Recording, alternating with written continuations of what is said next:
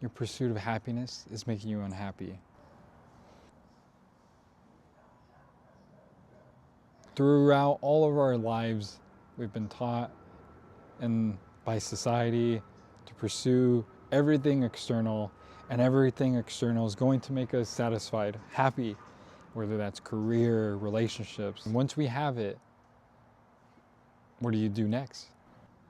Throughout this conditioning, throughout desiring more and more, you've been suffering more and more.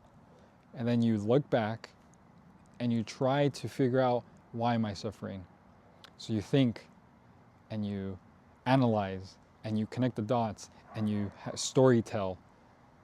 And you know what happens? You're still in suffering. You use the mind to understand the mind, and all we do is go in circles. Over the years, I pursued healing, I pursued happiness, I pursued these things that will change and alter the ego to be healthier, quote unquote, to be better, to be more productive, to be less anxious. The problem is suffering never goes away. Suffering will always be there. It's just the nature of things. Even the pursuit of meditation, there comes a point where that becomes an egocentric thing. I will be happier through my practice. By doing this transaction, when I sit and when I plan, I'm going to be happier. Well, to tell you the truth, you know how many times I've been unhappy in my practice? How do we get to that point of being happier?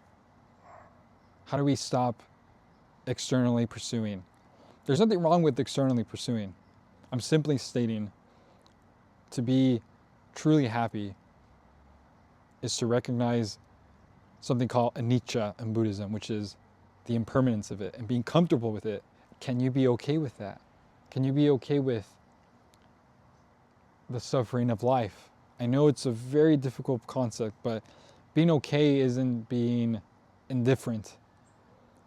It's understanding that you can be at peace with it. It's the understanding that if you're a Christian or Buddhist, that nature is the way it is, that God has created this phenomenon, and I'm just a human being. I'm not going to ever understand it, and it's okay. Can you be at peace with it? And through the practice of meditation, this is where we can decondition ourselves to find that peace through proper use of practice, by just watching, without trying to figure out things, by just simply watching.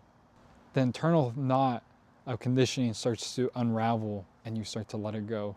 How does that happen? Let's take, for example, how you usually process feelings, emotions, and everything else. Emotion arises. You react and you try to figure things out logically. You attach a story to it. You identify with the story. Never really gaining insight. It never goes away. That's just the way it's always been. Through meditation, you're just watching. You're watching what the mind does. You're going to watch how your mind is a trickster. It will start to analyze. It'll start to make up these stories. It'll start to try to identify and attach itself to be alive. But you're watching this instead of being it, forcing it.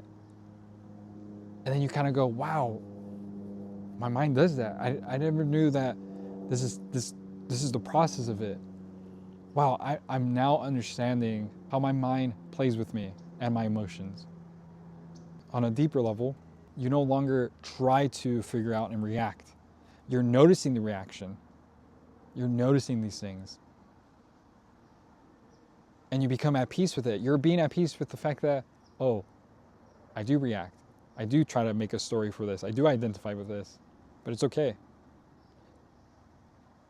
And then this visceral peace comes about your body and the mind. There's an emptiness. I can be. And that's what meditation is all about. You learn to be. That's it. You learn to be. So I hope that helps you guys to be at peace.